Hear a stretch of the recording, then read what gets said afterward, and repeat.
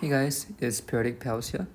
My goal is to break down chemistry concepts to make it simpler for everyone to understand.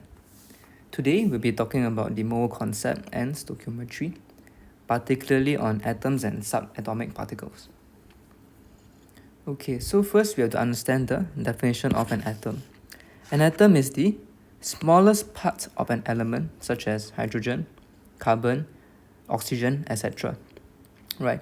Important to understand that an atom consists of three fundamental particles, namely the protons, neutrons, and electrons. The protons and neutrons, they are in the nucleus of the atom, in the center of the atom. Meanwhile, the electrons are actually around the nucleus, as can be seen in this diagram here, right? So these are just some symbols regarding the protons, neutrons, and electrons.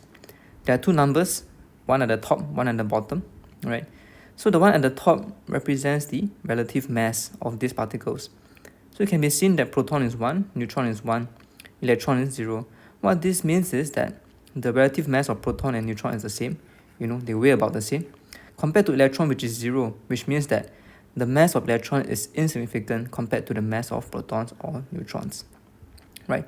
So it can be seen that the protons and neutrons contribute to the mass of the atom, while the electrons are actually rather insignificant. And for the number at the bottom, this corresponds to the relative charge of these particles. So proton is 1, electron is -1, neutrons are 0, right? They are neutral. Neutrons are neutral. So it makes sense that proton being +1 charge and electrons being -1 charge. In an atom which is a neutral particle, is a neutral molecule, neutral atom, it makes sense that the protons and the electrons should be equal in number such that the charges balance out. Okay, then we move on to some important terms and definitions that we should know about. The first thing is proton number, also known as atomic number, okay, as shown as this symbol Z here. So it's very intuitive. What it just stands for is the number of protons in an atom. Okay, this is the second part where we should know about the proton number determines the identity of an atom. So what does this actually mean when I say that the proton number determines the identity of the atom? So what this means is that for an atom with a particular number of proton, it always represents that particular element. So for instance, carbon always has 6 protons, right? Hydrogen always has 1 proton. So you will know that if you see an atom with 1 proton, you will know that it is a hydrogen atom, right? If you see an atom with 6 proton, you know that that is a carbon atom. So this is what it means when I say that the proton number actually gives it the identity of an atom, right? Moving on, we talk about the nucleon number, also known as the mass number. Remember what we mentioned about what makes up the nucleus of an atom. So the nucleus essentially houses the protons and the neutrons, right? So it makes sense that the nucleon number, also known as the mass number, consists of the total number of protons and neutrons, right? Next one is a nuclide. So nuclide is essentially just a symbol here, right? A symbol here. It is any species of a given mass number and atomic number. Mass number being A, right? The bigger number at the top, right? Protons plus neutrons. Z here is the atomic number, which is just the proton number. So it makes sense that A is either equals to or always larger than Z, right? Because A is the proton plus neutron, Z is just the proton. Okay, moving on to examples of a nuclide.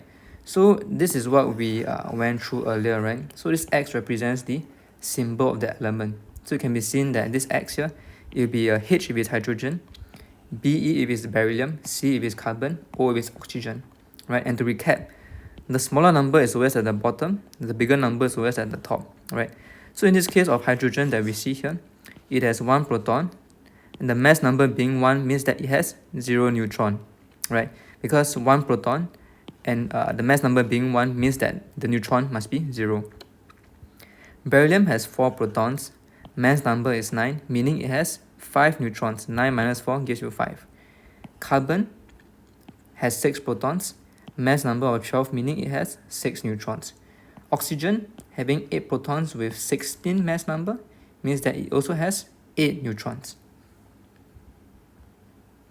Okay, this is just moving on to the periodic table.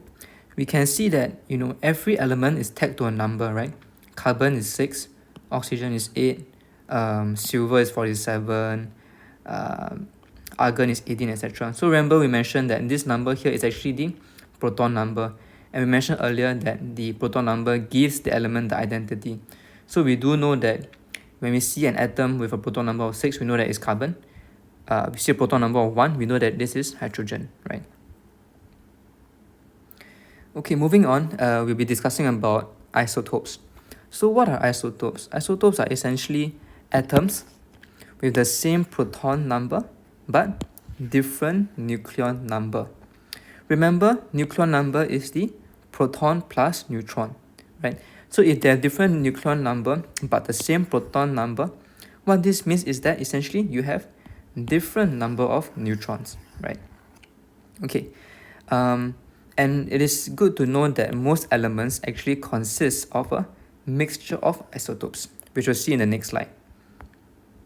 Okay, so these are two examples of isotopes that we'll discuss about.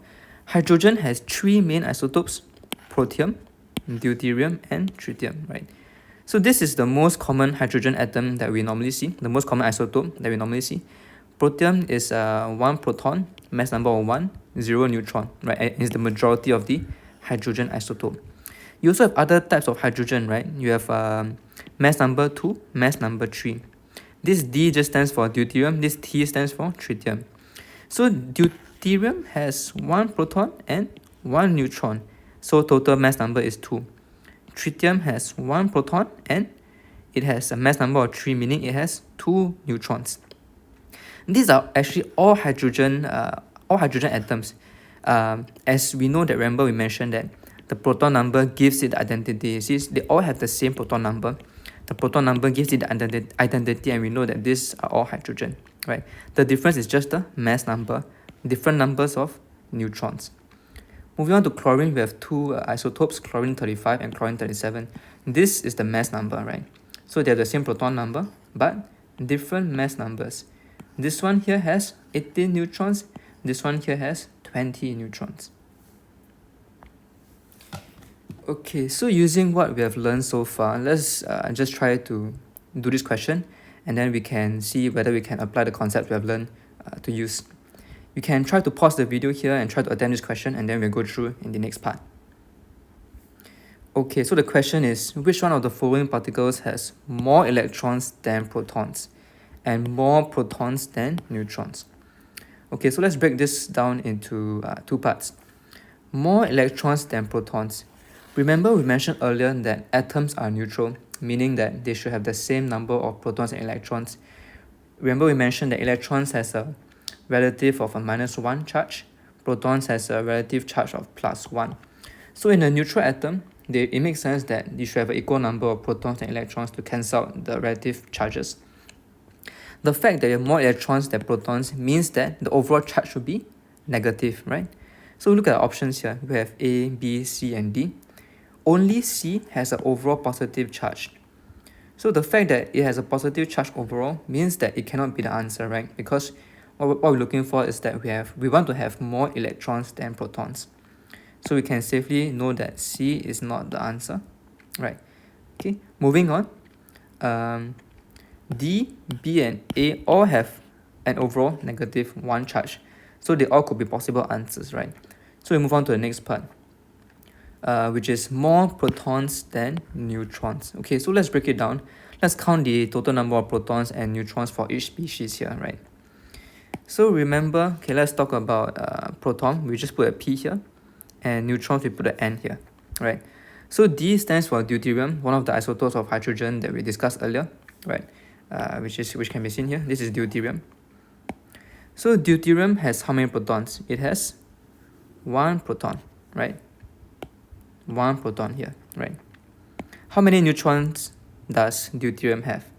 Deuterium should have 1 neutron. Okay, why? Because remember we mentioned that the mass number of deuterium is 2, right?